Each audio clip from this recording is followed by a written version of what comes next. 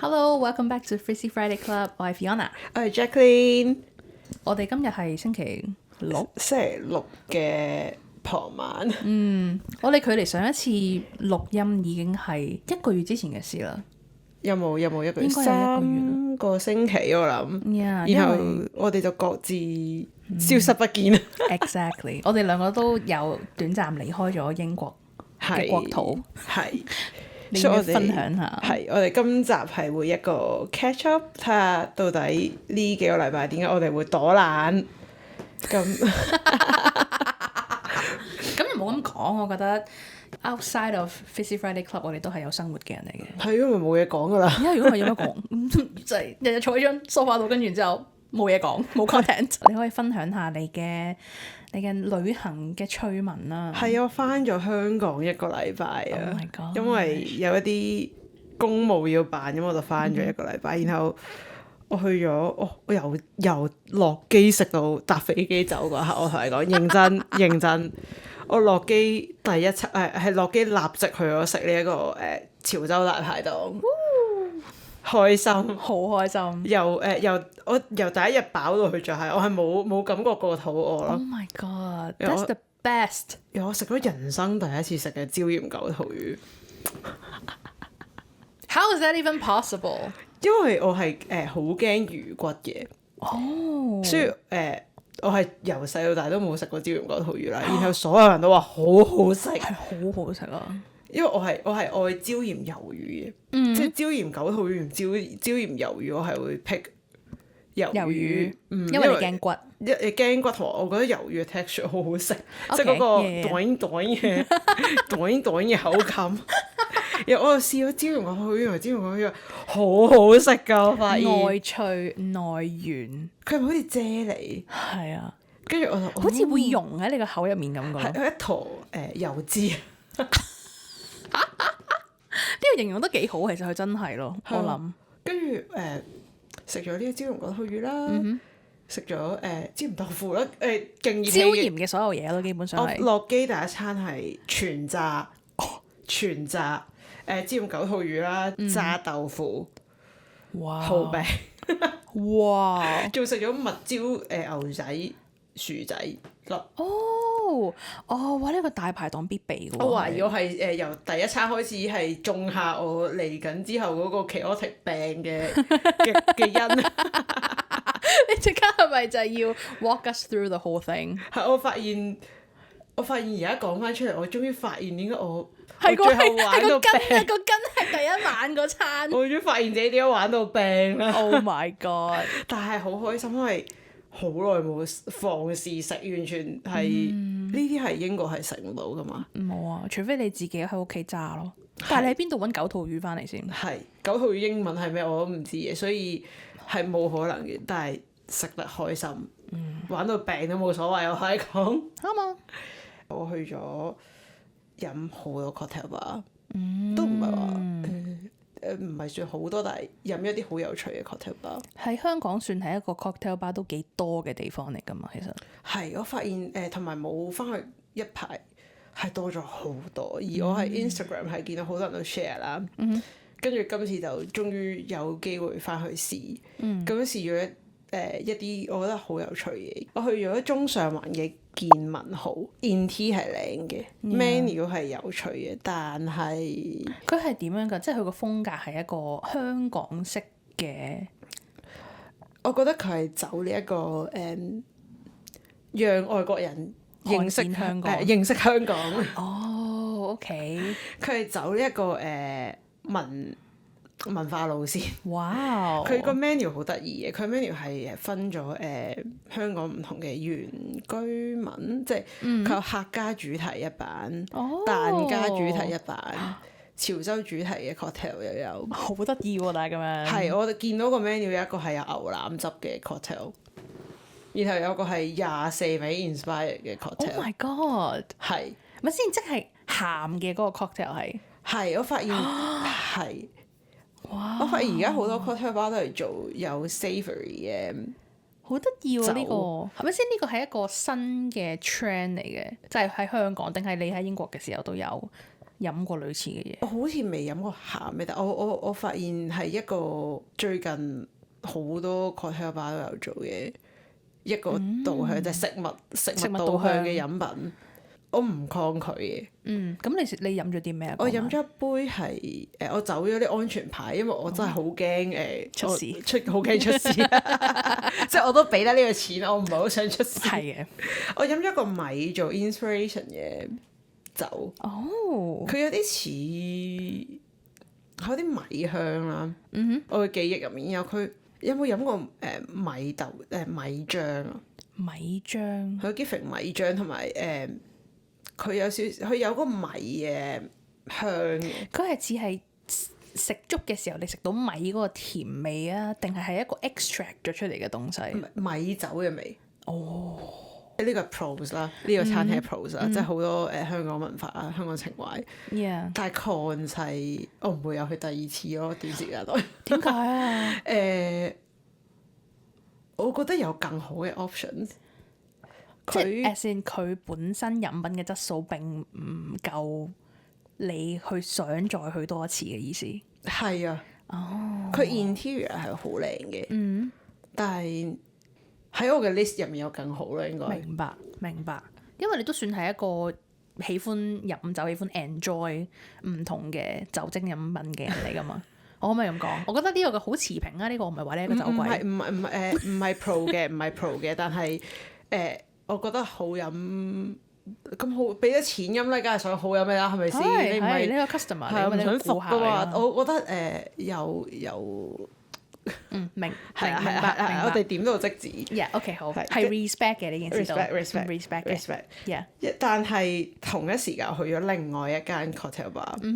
咁佢就都係行懷舊同埋香港風嘅路線，就喺九龍嘅日東酒店對面嘅唐樓嘅地下，你要經過人哋嗰啲 lift 嘅大堂，同埋看更亭你先見到，係一個幾隱蔽嘅地方嚟嘅。佢係間好細間，我諗一眼睇晒，你行入去已經睇晒，同埋佢本身佢唔開對門，你係唔知入面係賣 cocktail。佢個牌好似係賣佢個招牌係嗰啲舊式寫話賣生果乜乜有限公司，好似係 something like that。係一個搞笑嘅，定係本身呢個係前一手留低？應該前一手留低嘅。然後我飲咗個念慈庵味嘅 cocktail。Oh my god！Surprisingly 係好飲嘅。我中意念慈庵。我都中意念慈庵。我唔知你有冇睇過喺 Instagram 之前係咪 Wicked 嗰個電影？佢上嘅時候咧，跟住個記者俾咗一個念慈庵Ariana Grande 同埋 Cynthia，跟住然之後佢俾 Jeff Goldblum 嘅時候，佢話 What is this pepper cow？ 跟住我唔知點解嗰個篤中咗我個笑點，我覺得佢講 pepper cow 嘅時候，好似將枇杷膏推上國際咯嗰一下，我覺得勁可愛喎呢件事。I love that。同埋係好飲。我飲咗3杯喺嗰度。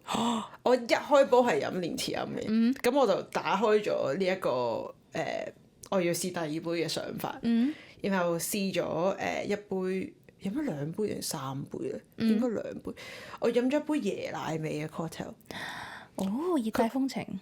佢名寫住 milk， 跟住佢出嚟係真係一杯白色嘅液體。然後佢係奶加呢一個椰香。哇！係好飲，係好飲嘅。我有少少想像唔到嗰個 texture 喎，即係佢飲落去都係順滑嘅，真係你好似飲緊牛奶咁。係飲緊奶咁樣，但係佢有酒味嘅。係咩酒啊？佢我真係唔知喎咁。Okay。sorry。但係佢係奶嘅質感，同埋佢有陣淡淡嘅椰香。我應該冇飲過呢一種奶傾向嘅 cocktail，好似都坊間少見嘅類型奶調。好似你諗到有奶嘅 cocktail 係 Baileys 做 base 嘅一啲東西，係，但係佢或者 Irish coffee，佢完全唔係呢一個導向，佢真係椰同埋奶。Oh my god！但係個酒味出唔出啊？出。係好開心，我覺得咁樣咯，我就飲啊。佢個 menu 係好得意，啲名叫念慈庵嗰個叫 Nims，N-I-N 好似係 N 跟住佢 milk 就係 milk 啦，佢係 O.J. orange juice 係，但係我冇試到嗰個，所以我下次有機會再去，我係會想試佢剩低嘅咩料。咁我覺得係非常唔錯嘅體驗。哇！我覺得佢成個氣氛係有啲昭和。哦，即係行少少日本懷舊路線。90年好簡潔嗰種 interior， 木色啊，紅木調又有深色啊，茶色嘅一間 cocktail 啦。然後我哋嗰日去係大家都識嘅喎，嗰度啲人好得意嗰啲入面啲 staff 啦或者 owner 啦，同有人嚟睇小説啦，然後又會傾晒偈啊，跟住因為間巴好細間啦，跟住佢啲 friend 會買完之後坐喺後樓梯，即係佢隔離出面有條樓梯，佢哋就會買跟住坐喺樓梯，我覺得係都幾得意，我冇諗過嗰個 area 係會有一間咁樣嘅嘢，然後個氣氛係出奇地，我覺得好好咯。個感覺有少少似一個好 communal 嘅一個地方咯，即係如果你係識得個店主嘅話，你就可以佢好 welcome 你過嚟 chill 傾下偈。跟住佢哋整嘢飲啦，冇咩做，佢哋會睇書咯。我見到佢哋好得意啊！係啊，我覺得好得意啊，所以我覺得好值得再去啊！嗰一間係聽到好舒服啊。係啊，我覺得傾偈都好好咯，同埋我要 spin 去我做一啲文化嘢。我去咗慈山寺啊，好值得去啊！我覺得呢一個係你係跟 tour 去嘅，即係一個導賞團嘅形式，定係你自己買飛跟住自己入去行？佢係一個完全免費嘅寺廟。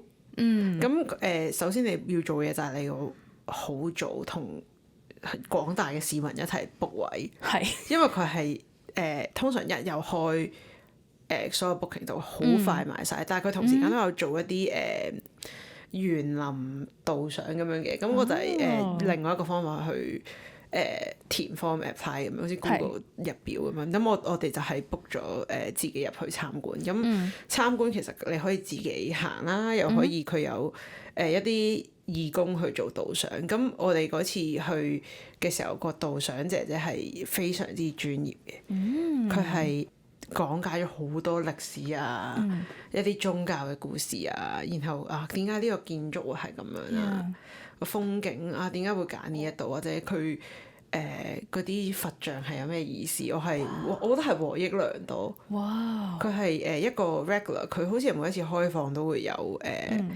4至5個 time slot，你可以自己去集合，然後就去跟住聽嘅，帶你遊晒成個慈山寺，由頭到尾咁樣行晒咁多個地方咁樣。我去呢一個 tour 之前咧，因為要等啦，咁我哋就去咗睇呢個法師的一天小短片。眾所周知，慈山寺係李嘉誠先生出錢去建造嘅，冇錯。咁佢有一個好靚嘅 lecture hall，即係小電影、大電影院，佢都唔係小電影院。然後佢就播一個5分鐘嘅短片，就係講法師的一天。佢係拍得好靚嘅，係好有心，有心機拍，有心機剪嘅片咁。又好舒服啦，坐得。我覺得係好值得去睇，同埋好值得去個 tour，因為個 tour 我哋去咗好多地方，然後知道咗好多。我諗如果你自己行係唔會知道嘅嘢咯，即係佢會解釋，譬如呢一個法器係有咩意思？呢一個像有乜嘢意思？點解佢要有呢個姿態？點解有關二哥係廟咁樣？佢有講好多呢啲小故事。咁我費事講錯，咁我就唔好講得太深入。等大家自己有興趣就去 join 呢個團。我覺得好值得 join 嘅，真係。我最記得嘅就係佢講慈山寺入面一個大家最 signature 就係一個好大嘅白色觀音。大埔公路啊！喺嗰條公路咧，你沿住個海嗰邊咧，其實你一望就會望到一尊好大尊嘅，係啦，個白雪雪嘅觀音像。跟住佢講咗啲算唔算 fun fact 咧？佢話觀音像嗰個方向咧，係同大嶼山個大佛係對望嘅。係。Oh my god！咁佢就希望將呢個祝福啦，俾晒成個香港嘅。係咪好勁？我少少毛管動啊！呢個有啲嘢係，我覺得好有趣喎！呢一個知識，哇！係。跟住同埋佢有解釋點解呢個象咪白雪雪啦，因為佢係好出名係好白噶嘛。係啊係啊係啊。佢話當初佢興建嘅時候咧係用咗一個太空嘅物料，咁而呢一個白色嘅太空物料係有自淨功能，即係自我潔淨嘅功能。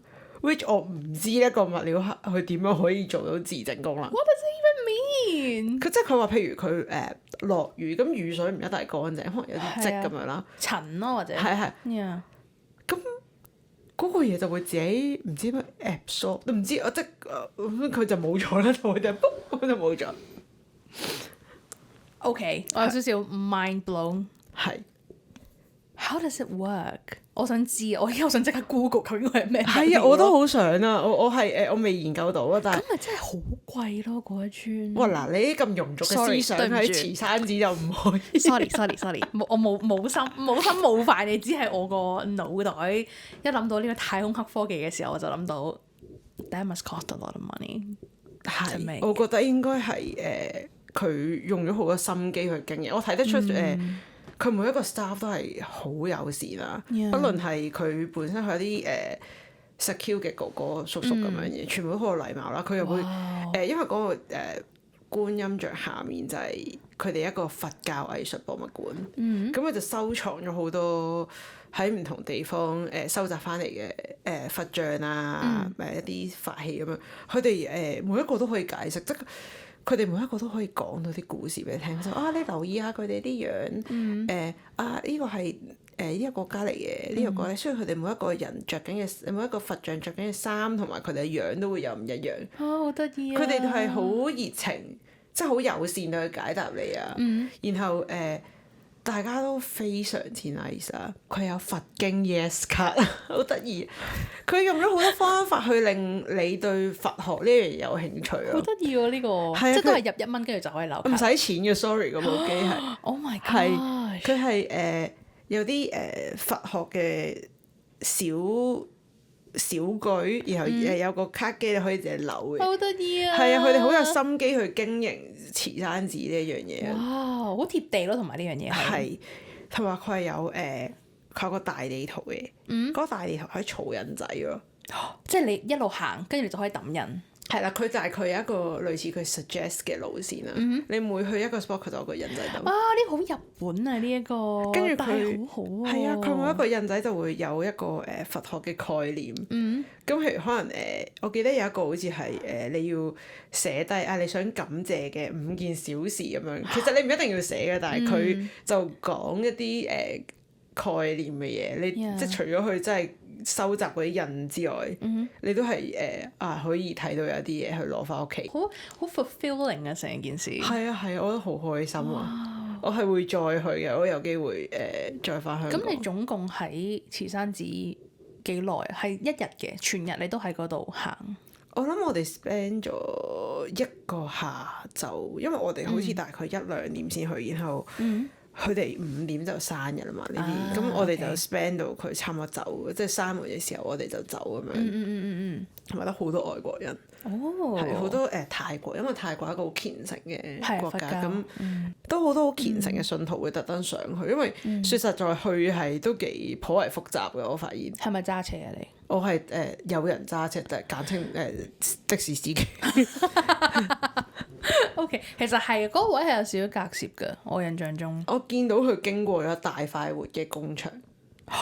大快活嘅工場，係啊，嗰邊好多工廠。嗰邊工廠佢就經過又再上去，咁我哋係選擇咗搭的士，係好合理嘅呢一個選擇，非常之合理。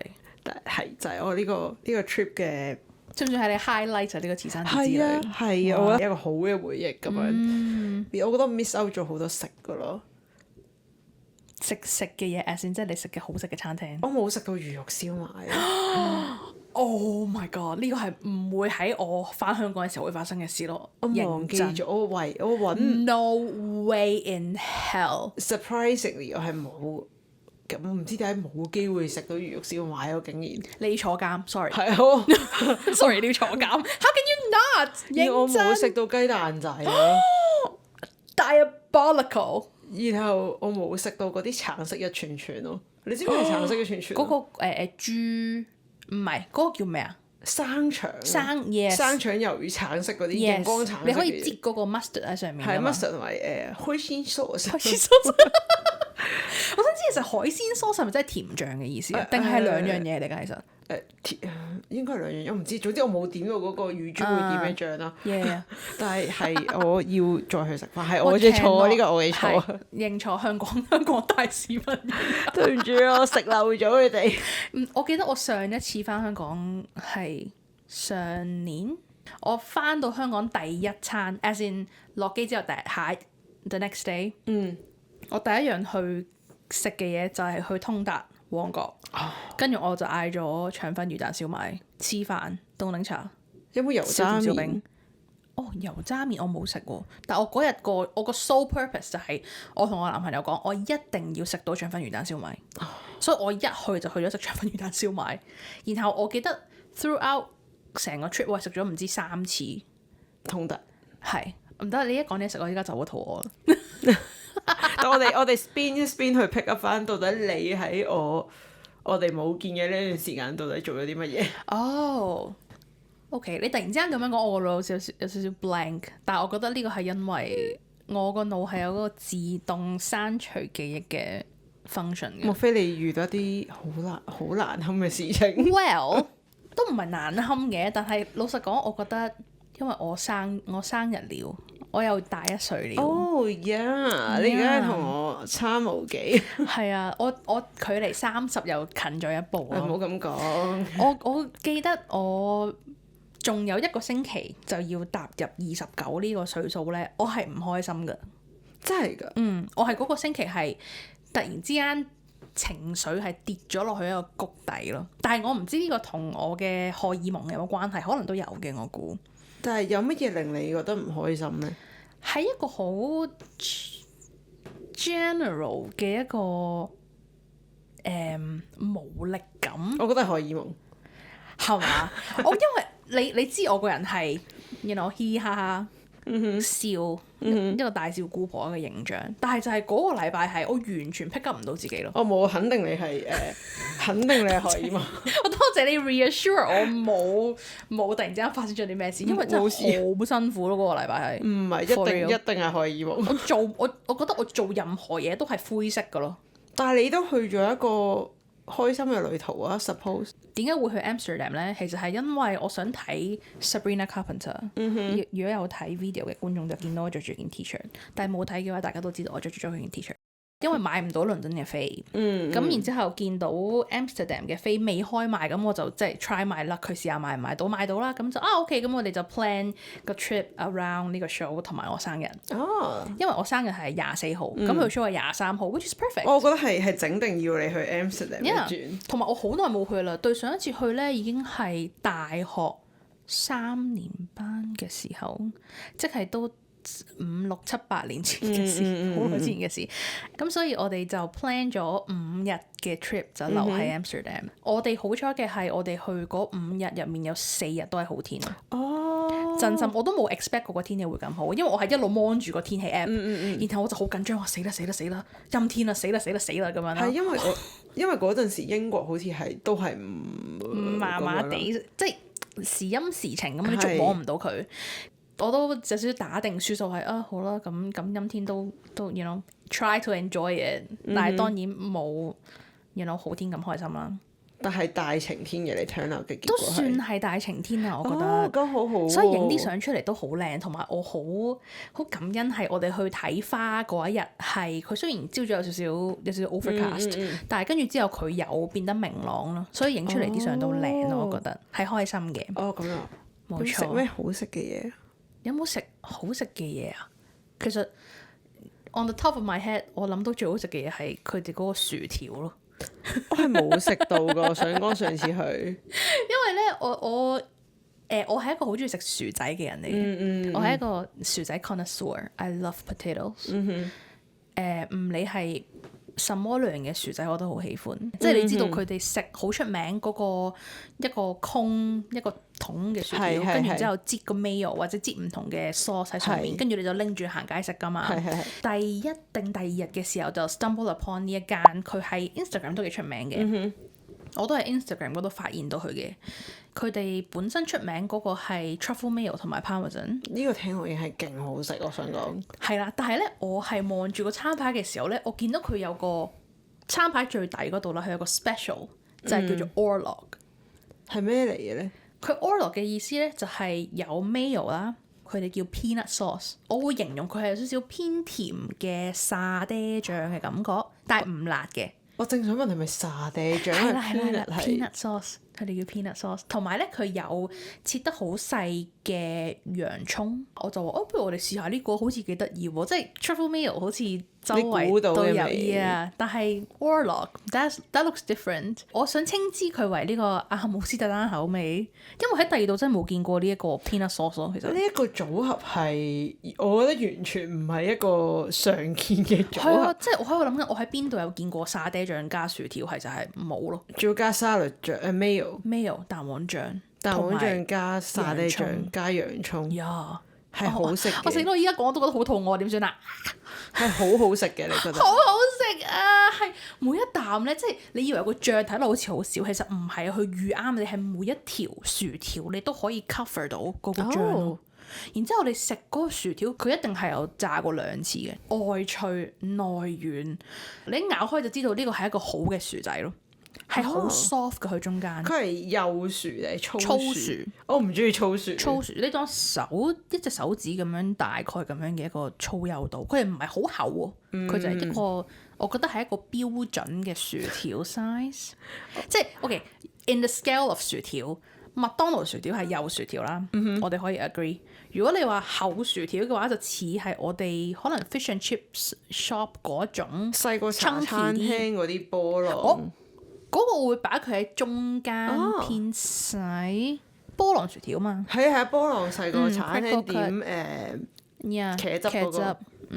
但我係唔中意食粗薯條。即係呢個薯條之外啦，我哋又有去咗試唔同嘅 brunch 嘅地方。喺我哋酒店嘅附近咧，有一個區係一個算係文青區，我諗都有好多一啲幾 hip 嘅餐廳同埋brunch 嘅餐廳嘅。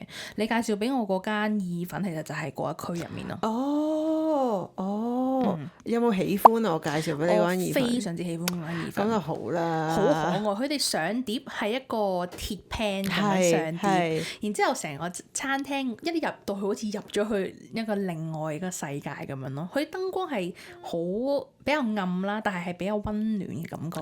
暗同埋好逼噶嘛。係啊，大家台與台之間係好親密㗎。係，我完全覺得係我如果一個唔小心，我會掃人嚟到意粉嘅程度。誇張，因為我哋好耐都冇試過去一啲比較咁 intimate 嘅餐廳，有少少情調。係啦，少少情調，即係你知平時我哋都係自己煮飯，出街食可能都淨係 lunch time 或者早餐會出街食，通常夜晚都係自己煮嘅。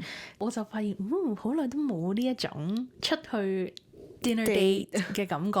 我覺得係要 bring back 嘅，老實講，我覺得係需要啲 you know Friday night 要有少少 date night 嘅。冇錯。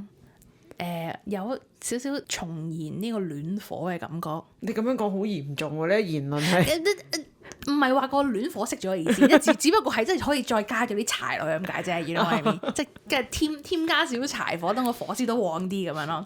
我覺得其實成個 trip 個氛圍都係咁咯。可能因為我同我男朋友都有一段時間冇去旅行，對上一次去旅行就真係翻香港。佢翻香港嘅時候又去咗東京。啱啱2024年，我哋係冇離開過英國咯。我記得我哋第一日開始呢個旅程嘅時候，有一種莫名其妙嘅新鮮感。你嘅新鮮感會唔會來自於你 message 話俾我聽發生緊咩嘅事啊？你係咪想講機場着火呢件事啊？係啊，我覺得好值得講喎呢一個。Well， 其實我哋個 trip 咧一開始就唔係咁順利嘅，即係我必須要咁樣講，係真係有少少唔係咁順利嘅。本身我哋係星期五晏晝傍晚嘅飛，傍晚嘅飛機，傍晚嘅飛機啦。咁樣咧，嗰朝早我起身去洗手間嘅時候咧，咁我就順便 check 一 check 電話。嗰陣時應該朝頭早6點鐘左右。未卡磅㗎嘛，個機場好似卡磅咗㗎啦，嗰陣時咁早卡磅？係啊，因為係我見到我媽咪佢 WhatsApp 我，佢問我：咦Heathrow 個機場停咗喎，唔開喎，你今晚飛唔飛到啊？咁樣啦。嗰陣時我仲瞓到懵懵鬆鬆咁樣，心諗吓，點解會飛唔到啊？然之後我一打開個電話開始 search 嘅時候，就發現 GG 了，機場關閉了，沒有飛機了。我嗰下係吓，唔係玩呢啲啊嘛？仲要 Heathrow 係一個好大、好國際化嘅機場嚟。倫敦國際機場希斯路。然之後你同我講話佢關閉咯，即係嗰下係我 register 唔到，我以為我係冇嘅，like you know it's a joke。我都以為係咯，我以為係假嘅開頭，我以為假新聞嚟㗎。跟住我就原來唔係咯，係真㗎咯。係真㗎。跟住嗰陣時，我男朋友仲瞓緊覺，我同佢講話機場閂咗啊，閂一日啊。係啊，佢話要去到23點59分先至開翻啊，嗰一晚嘅。跟住我就問佢點算啊？嗰時佢仲瞓緊覺啊，佢係嚇機場閂咗啊，瞓多陣先，繼續瞓多陣。跟住我嗰下嗰個恐懼感已經令到我知道唔得，我一定要。你突然間勁 panic 啊嘛！係我 panic，我飛唔到，我睇唔到 Sabrina， 我睇唔到 Sabrina。Exactly，即係我已經係個腦係轉緊好多 worst case scenario，即係我係咪會成個 trip 都去唔到？但係我所有嘢都俾晒錢。係我開頭你同我講嘅時候，我就係諗緊你會唔會 touch wood 要完全沒有了咯。係啊，我好驚咯。跟住我就開始揾唔同嘅 solution 啦。本身以為應該都仲有其他機場可以飛到去Amsterdam 嘅，喺同一日。沒有嚇。沒有呢個 option，因為每一班機都已經 full 咗。最近嘅機場係喺Luton 或者 Stansted，即係我仲要另外再加一個 extra 嘅時間去搭火車去嗰個地方。係啊，絕對唔方便 Luton 係。我去過一次，係有羅湖關口嘅感覺，因為係專做一啲好平嘅機票。係啊，EasyJet 同埋 Wizz 一個 Wizz 咁樣嘅嘢啦，然後係。海量嘅人咯，我之前 work trip 去過一次，所以如果你同我講你要去 Luton，我會同你講唔好，建議，不建議，即係不建議呢個。我知道Stansted 都係一個差唔多咁樣嘅情況，所以我就你冇 availability， 咁我就算啦咁樣。喺我男朋友起身嘅時候咧，我就話我哋而家嘅 option 有 A、B 同埋 C。咁 option A 就係遲一日飛啦。Option B 就係飛去另外一個地方，再飛去另外一個地方啦。太複雜啦嘛呢個。Option C 咧就係要依家即刻決定，就係要搭 Eurostar。我會揀 C 咯。正確選擇，因為搭 Eurostar 係嗰日入面，我哋可以係基本上差唔多嘅時間起程，即係都係6點鐘嘅火車，去到嗰邊就係唔係凌晨，夜晚11點幾咁樣嘅時間。5個幾鐘㗎？4個半鐘左右啦，我諗，因為佢有停幾個唔同地方嘅，咁所以就佢計埋停站啊嗰啲加埋咁就4個半鐘。我以為係3個鐘可以了事嘅方案。佢好似我印象中佢係冇直去 Amsterdam 嘅，佢一定會停站嘅，所以你當個 travel hour 4個半鐘咁樣咯。我想問一個好庸俗嘅問題，你嗰個機票最後係？大家都知道咁大型嘅事件發生咧，其實冇人想嘅。咁但係錢都要拎翻嚟嘅。你係成功拎到錢？我係最後成功拎到錢嘅，但係唔係一個容易嘅事情咯。好明顯地，個機場唔會喺嗰一日開咯。但係我唔知點解航空公司係冇 cancel 嗰啲班機。因為可能有人買咗旅遊保險，然後如果佢越早 cancel，佢賠嘅錢應該越多，因為越多人會 claim 呢個錢㗎嘛。冇錯，所以我係見到嗰個情況不太妙嘅時候咧，咁我係有嘗試打電話呢個 option 嘅。我應該係打咗第5次定第6次先至真係駁到佢一個真人聽我電話。我感恩嘅，因為我知道可能有啲人係一路都打唔通或者打唔到嘅，即係我本身打定輸數係可能真係要倒咗錢落去。冇錯，即係其實老實講個錢唔多嘅，即係對比起我哋買 Eurostar 咁急買嗰個錢，好貴啊！應該係揦嚟嘅，如果你咁揦，因為我哋去嗰一程啦，已經冇晒普通嘅座位。你要買啲好 luxury 嘅。係啦，要買中間嗰一級啦，已經。嗰度嗰張都已經成200幾300咯，一個人。200幾冇300。但係你拎得翻機票錢去 cover 下？cover 到一程咯。我哋回程嘅時候係搭翻普通 coach，咁就100零左右咯，咁就 cover 到嗰度咯。見唔見因禍得福咧？Eurostar 都幾舒服嘅，都係嘅，因為唔使好似你過機場咁樣又要抌晒所有嘢出嚟，跟住之後又要go through 一個搞好耐係啦，咁樣好麻煩嘅 security 個 process。Eurostar relatively 係冇咁攰，同埋你你一去到就係上車，同埋你一去到就去到市中心咯。我覺得呢個係加分嘅。Yes，絕對 agree。所以我覺得下次如果都係去 Eurostar 有停站嘅地方，其實都不妨選擇係 Eurostar 嘅。我係有咁樣嘅諗法咯。你有冇 plan 緊咩 trip 咧？咁下一個係有乜展望咧？對你嚟緊嘅假期？嚟緊嘅假期，其實我唔知你有冇睇 Netflix 有一套日本嘅戀愛節目叫做離線找真愛，中文好似叫做冇。不過同日本有關嘅地方，我相信你都係想去日本係咪？並不是，佢呢個設定咧係喺法國嘅尼斯咯。尼斯好似都好值得。我睇下據聞係好靚。冇錯，即係我知道南法係不嬲都係一個算係度假勝地。然後睇完嗰套真人 show 之後，我就覺得我要去，好靚嗰個地方，所有嘅角色都係行路咁樣去 explore 嗰個 city。然後我覺得 I like that。好啊，我覺得你夏天可以去。冇錯，可以慶祝我男朋友嘅生日咯。佢係獅子座，同你一樣。我嚟緊應該係展望我嘅假期。我哋里斯本。Lisbon 係每個人都話去3日就夠皮啦，我哋決定去6日。OK 錯咗，完全係我哋完全係決定咗去6日之後先問人到底里斯本玩幾日就夠，個個都話3、4日就夠。咁咪慢活咯，冇所謂㗎。我哋應該有3日係撇咯，完全同埋都行嚟行去，因為又係聽講風景好靚啦。然後痛風餐即係海鮮餐好好食啦。咁我哋下一個 catch up 應該就係。即係如果下一個閒聊嘅，就係都係有關於旅遊嘅。係，如果大家見到我哋又開始閒聊，就可能知道我哋又去咗旅行，又去咗旅行，又去咗搞時間生活。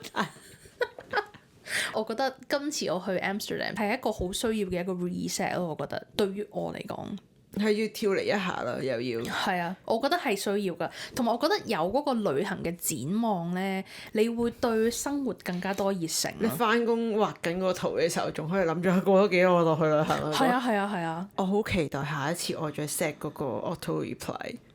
我幾時 out of office？out of office 唔好揾我啦，你揾我同事啦，拜拜。我 set up 嗰個嗰陣係勁 high 隻手指。我明啊，個責任終於都唔喺我膊頭度啦。係啊。Let someone else deal with it, not my business anymore. At least for 5 days.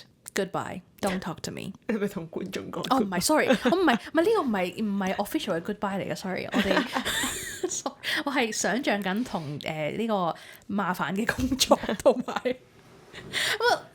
I mean 我工作冇你個工作咁麻煩，不過我哋可以遲啲再分享。係啊，我哋可以再開一集講呢個工作冇錯嘅故事，小故事咁樣。係咯，好啦，咁我哋今集就係我哋今集就嚟到呢度啦。下次再係咯，下次係咪都係 Friday 啊？